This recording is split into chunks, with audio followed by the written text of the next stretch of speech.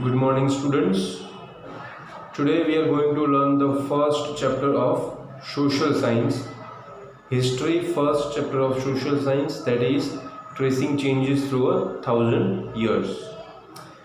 Before we start, student, I just request you to all to keep pen and paper with you, so you can note down the important dates and the important names, important points and all. Okay, let's start. So when we talk about the history, student, so history is divided into three parts. How many parts? Three parts. Okay, first is the ancient history, medieval history and modern history. Okay, so students, in class 6th, in the previous class, you have learned the ancient history. Okay, now in class 7th, you have to learn the medieval history. So in short, you can say that this is the transition from the ancient history to medieval history. Okay, so now we are going to start our first topic, and the name of our first topic is new and old terminologies. Okay, here terminologies, it means words, how the things changed with the time. This we have to see. Now first, in the medieval period, there was an art. In the medieval period, there was one art, and this art was the cartography. So in the medieval period, the art of making map, in the medieval period, the art of making map is called the cartography. Students, if you want to note down, you may. Once again I repeat, in the medieval period, there was one art of map making. The art of making map is called cartography. And during that period, there were many cartographers available. There were important and significant cartographers were there. One famous and one such important cartographer was Al-Idrisi. What was the name, student? Al-Idrisi. And Al-Idrisi belonged from Arab. Al-Idrisi belonged to Arab. So there were some special characteristics about those maps which were designed by the cartographers. One such characteristic was these maps were precise and accurate map. Precise and accurate, it means one can find the exact location of any place in any country. Okay, so this will be benefited to many of the foreign invaders too within the Indian subcontinent. This will be helpful to the foreign invaders, as well as this thing will also helpful to the merchants and the sailors. Okay, why merchants and sailors? Because merchants were the businessmen, and businessmen had to move from one place to other. So maps were very necessary for them. So these maps were very useful for the merchants and sailors. One more special thing about these maps were upside down. Now what is the meaning of upside down? Basically the thing which is at the downside in this maps, it will be shown to the upside, and basically the thing which is at the upside, basically in this map, it will be shown in the downside. So I will explain this upside down with one example. Okay, so now I will show you the current map of India and Sri Lanka. This is the current map of India and Sri Lanka. As you can see, the place of Sri Lanka is at the downside. It is the India and it is the Sri Lanka. Okay, and this is the current map of India. But when I talk about the map in the medieval period, so it is like this way. As you can see, the Sri Lanka is here top and India is at the bottom. So this is the change between the maps of the today's time and maps in the medieval period. Okay, so this was called the upside down. Now, till now we have talked about the geography of the medieval history. Now we have to talk about the social life of the medieval history. What special things were there about the social life? So in the medieval period, in the medieval time, the different words had the different meanings. The words didn't have the same meanings. The different words have the different meanings. So students, how can we say the different words had the different meanings? So here also I will give you one example. So by that you can understand. For example, the foreigner. The word foreigner.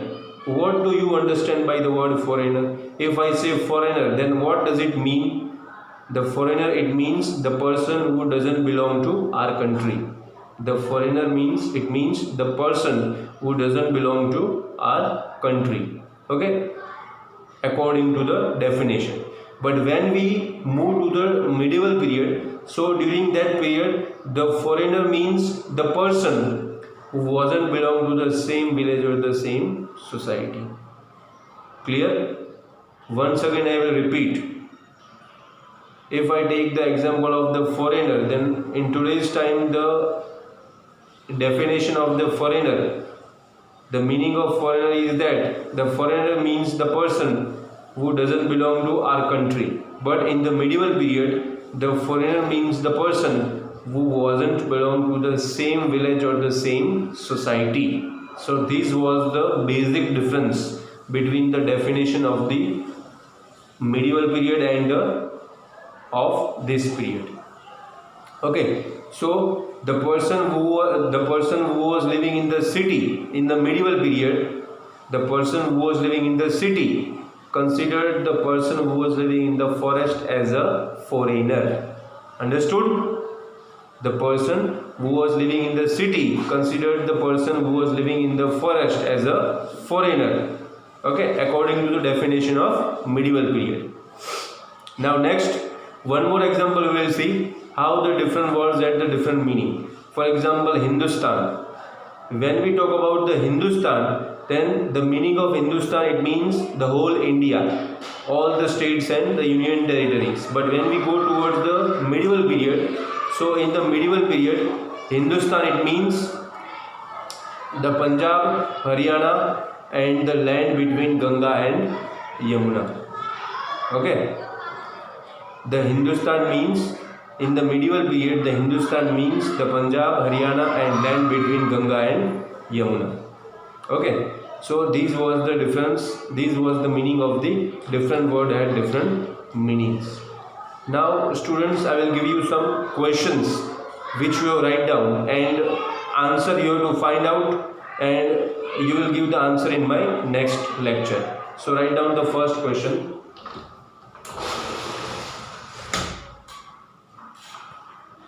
Write down the first question. Which are the types of history? I repeat students, which are the types of history? Which are the types of history? Second question. Define cartography. Define cartography. Third question. Who was the cartographer of Arab? Who was the cartographer of Arab? Fourth question. Who was considered foreigner? Who was considered foreigner in the medieval period? Who was considered foreigner in the medieval period? Clear? You have to give all the answers of this question in my next lecture.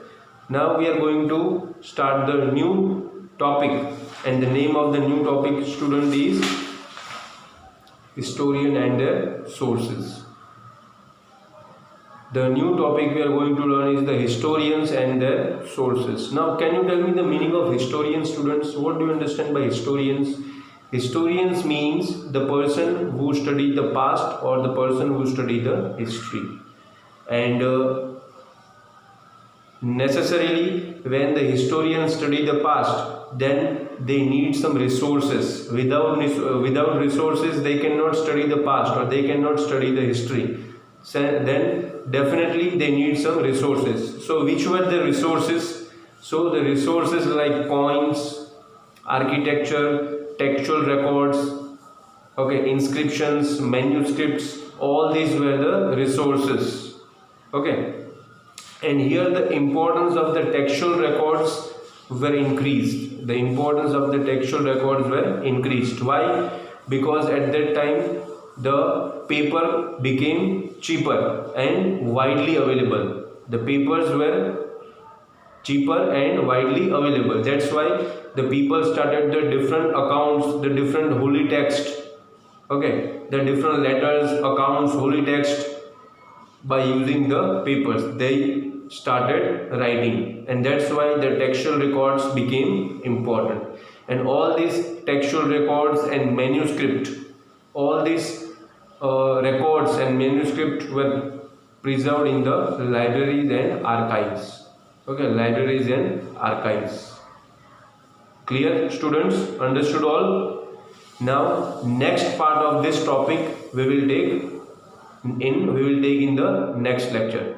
Till now, stay connected, stay at home, and revise all the topics which we have seen today. Okay, students? Goodbye. Thank you so much.